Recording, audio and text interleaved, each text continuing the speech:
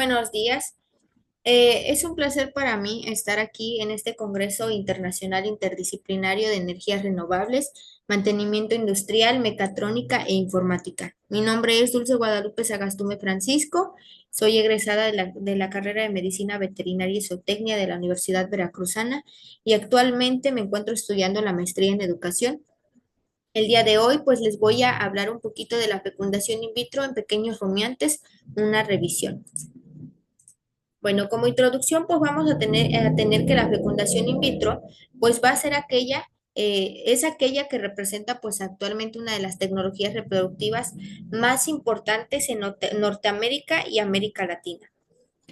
Durante la última década, pues podemos decir que su uso ha ido progresando significativamente en todo el mundo. Entonces, esta técnica es una técnica convencional que a grandes rasgos va a consistir en fecundar un ovocito maduro artificialmente con un espermatozoide criopreservado bajo condiciones controladas. Entonces, esta fecundación in vitro, pues como lo mencioné, se va a basar en la maduración artificial de gametos no fecundados que son llamados ocitos, y estos ovocitos pues van a provenir de ovejas o cabras sacrificadas, de las cuales nosotros podemos recolectar a través de una técnica de corte o también llamada slicing, o por otra parte, los podemos recolectar a través de la aspiración folicular. Entonces, es muy importante conocer a detalle esta novedosa técnica de reproducción asistida. ¿Por qué? Porque de esta manera nosotros podemos apreciar el valor y las oportunidades de impacto que lleguen a generar a nivel no solamente profesional, sino también a nivel de negocio. Entonces, como podemos notar aquí, una de las grandes ventajas de la fecundación in vitro es que va a crear alternativas para el almacenamiento de recursos genéticos. Entonces, estas alternativas también nos van a aumentar la eficiencia reproductiva y por ende, pues nos van a generar beneficios económicos. Entonces, por esta razón es que se desarrollan los procedimientos para realizar la fecundación in vitro en pequeños rumiantes. Bueno, como primer puntito, pues vamos a tener la selección de los ovocitos y esta etapa es de las más importantes debido a que la selección de estos pues debe de ser de alta calidad. Entonces, esta clasificación se basa en el análisis crítico en cuanto a los aspectos morfológicos. Tenemos tres criterios importantes, que es el diámetro del ovocito, el aspecto citoplasmático y las características de la morfología del cúmulus que llega a rodear el ovocito. Vamos a tener cuatro clasificaciones. En primer lugar tenemos la calidad A, en donde vamos a encontrar ovocitos con citoplasma homogéneo y granulaciones finas, como lo vemos aquí. Este es un ovocito perfecto. La calidad B, pues aquí vamos a encontrar un citoplasma homogéneo, pero se llegan a apreciar pigmentaciones irregulares y muy pequeñas, pero sí se llegan a apreciar. Mientras que el cúmulus, pues es compacto, pero es de menor tamaño. En el grupo C, pues vamos a encontrar ya ovocitos que llegan a ser considerados irregulares y que presentan un citoplasma completo pero vaporizado. Ya en el punto D, la calidad D, pues encontramos ovocitos con citoplasma completamente heterogéneo, muy pigmentado, y pues estos ovocitos son los que llegan a considerarse malos o de nula calidad. Una vez seleccionados, muy bien seleccionados, pues comenzamos con la maduración in vitro. Y esta es de las etapas pues más importantes que debemos de considerar para lograr con éxito la fecundación, ¿sí? Se trata del proceso siguiente a la recolección y selección de los ovocitos y los COX. Y aquí es la etapa que se considera en la cual los gametos femeninos pues van a alcanzar la capacitación, la capacidad para poder fecundarlos. Entonces, estos gametos pues van a finalizar su desarrollo durante la maduración in vitro, llegando al estadio de metafase 2. Cuando nosotros notemos que están en metafase 2, quiere decir que tienen una completa competencia nuclear y citoplasmática y la maduración in vitro ha llegado al 100%. Entonces, el proceso de maduración in vitro debemos de considerar el transporte, el lavado de ovarios para posteriormente recolectar ovocitos En este caso menciono por cortes leasing y se realizan cortes con ayuda de una hoja de bisturí estéril, cortando los folículos que llegan a tener un diámetro de entre 2 a 6 milímetros. Entonces, posteriormente a estos cortes, pues se comienza el lavado del folículo y muchas veces o comúnmente se utiliza el medio de maduración TCM 199 que se suplementa con heparina, gentamicina y EPES.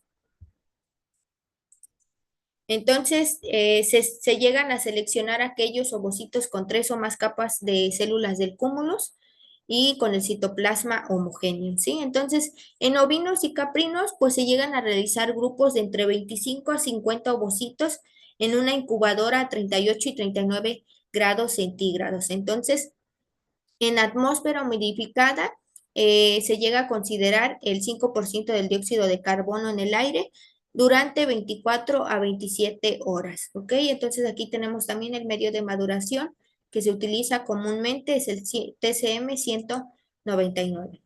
Y una vez ya dada la maduración in vitro, pues comenzamos con nuestra fecundación. Y este proceso, pues se puede llevar a cabo de la siguiente manera, ¿ok? Una vez concluida la maduración, se procede a denudar los ovocitos y lo podemos realizar con la ayuda de una pipeta a un flujo constante a una presión de 180 microlitros. Entonces, una vez que los ovocitos son denudados, pues deben de tener 2 lavados para poder ser situados en un medio de cultivo. Y el medio más conocido es el SOP, fluido biductual sintético. Previamente debe de estar esterilizado y equilibrado en una incubadora de atmósfera. La temperatura que utilizamos aquí son los 38.5 grados centígrados. Al finalizar este lavado, los ovocitos denudados pues se deben de colocar nuevamente en SOP para ser fecundados a una concentración final de un ovocito por 1 millón de espermatozoides. Y es aquí donde comienza la capacitación espermática, en donde el espermatozoide va a sufrir cambios como se mencionan aquí. Y esta capacitación nosotros la vamos a manipular al exponer al espermatozoide en concentraciones, por ejemplo, de cafeína y o heparina. Entonces, estas dos sustancias nos van a ayudar al proceso de capacitación en los espermatozoides y los van a preparar para la interacción y fecundación del óvulo, perdón. Entonces, una vez capacitando a los espermatozoides, pues vamos a tener nuestra fusión de gametos, en donde con esta fusión vamos a concluir el proceso de fecundación in vitro. Entonces aquí va a tener cambios la zona pelúcida, se va a expandir y una vez iniciada la reacción del acrosoma, pues se va a fijar la cabeza del espermatozoide con ayuda de receptores que van a actuar como proteínas ligantes sobre la zona pelúcida. Entonces, estas proteínas pues van a liberar enzimas y van a ayudar a la motilidad del espermatozoide para lograr penetrar hasta el interior del ovocito. Entonces, esta fusión nosotros la podemos realizar con un medio de tiroides tamponado y se utilizan más o menos de 10 a 15 ovocitos denudados. Añadimos una dosis de 1 millón de espermatozoides aproximadamente por mililitro de medio y después de esto pues vamos a dejar a los ovocitos en una incubadora bajo altas concentraciones espermáticas. Esto también lo debemos de tener muy en cuenta porque de esta manera reforzamos la posibilidad para fecundar. Entonces, los ovocitos llegan a ser penetrados por los espermatozoides aproximadamente pasadas las 3 horas de haber iniciado la fusión. Entonces, una vez iniciada la fusión, se comienza la activación del ovocito porque metabólicamente el ovocito está inactivo, pero al experimentar la fusión con el espermatozoide comienza un despertar que se llama o se conoce como activación. Entonces, cuando el espermatozoide penetra el ovocito, va a ocurrir una liberación de calcio intracelular, que esta liberación llega a persistir entre 3 o 4 horas y ocasiona una reacción en los gránulos corticales, ¿sí? Entonces, toda esta alteración va a ocasionar una disminución en la afinidad de los espermatozoides con el ovocito. ¿Qué quiere decir esto? Que se va a bloquear la entrada de espermatozoides adicionales y lo que nos va a resultar algo importante porque vamos a evitar la poliespermia. Ok, bueno, entonces este proceso nosotros lo podemos realizar mediante el cultivo en un medio, por ejemplo, el SOF, el fluido biductal sintético con ayuda de LEPES, conteniendo calcio por un tiempo aproximadamente de 4 minutos a una temperatura de 39 grados centígrados y rápidamente, después de este lavado, de este cultivo, se cultiva con otro medio en gotas de 100 microlitros, por ejemplo, el medio de SOC nuevamente, pero ahora con IBC, y se llega a suplementar con albúmina de suero bovino y otros compuestos. Esto en un tiempo más o menos de 5 horas en una atmósfera húmeda con el 5% de dióxido de carbono y a una temperatura de 38 grados centígrados. Entonces, una vez dado este paso, comenzamos ya con el cultivo in vitro de embriones. Entonces, este proceso inicia cuando los embriones presentan más de 4 células que van a resultar de nuestra fecundación, de nuestro proceso. Y entonces, en este momento, se retiran del medio de maduración para continuar su proceso de división celular en un medio ya especial de cultivo.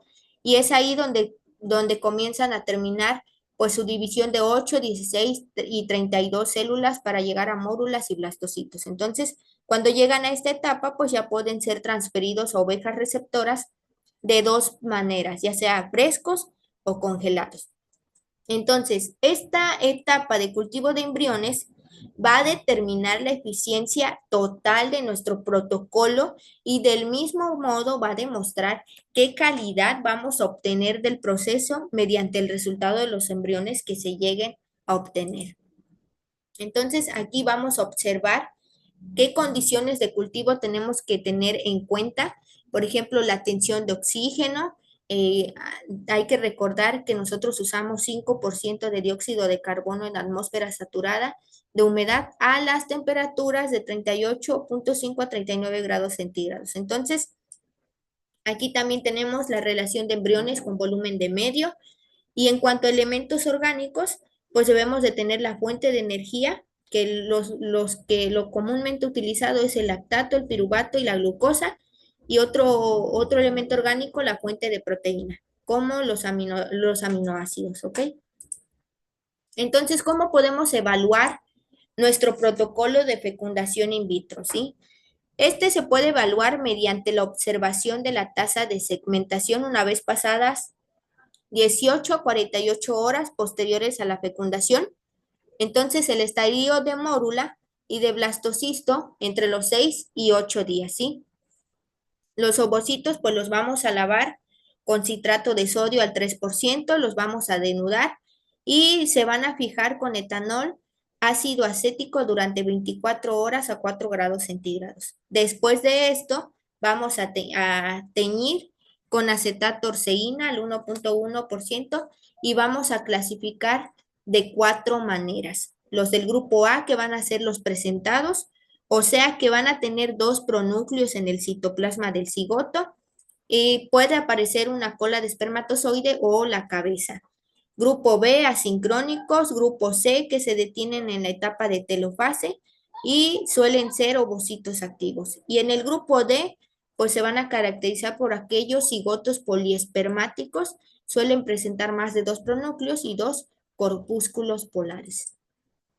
Entonces, pues como conclusión, a mí me gustaría mucho que esta investigación contribuya al fortalecimiento de conocimientos teóricos de mis compañeros, de alumnos, de maestros, sobre esta técnica muy importante que es la fecundación in vitro aplicada en ovinos y caprinos. Entonces, también menciono aquí que la fecundación in vitro, pues actualmente toma un importante auge en estas especies, no solamente en ganado bovino, y brinda valiosas oportunidades en los temas de reproducción y también de mejoramiento genético. Entonces, de esta manera se demuestra un impacto muy positivo en el avance científico y nos ayuda a ampliar los conocimientos sobre las etapas que comprende pues el complejo fenómeno de la reproducción, ¿sí? Entonces, pues sin más por el momento me despido y espero que esta información sea de mucha utilidad. Gracias.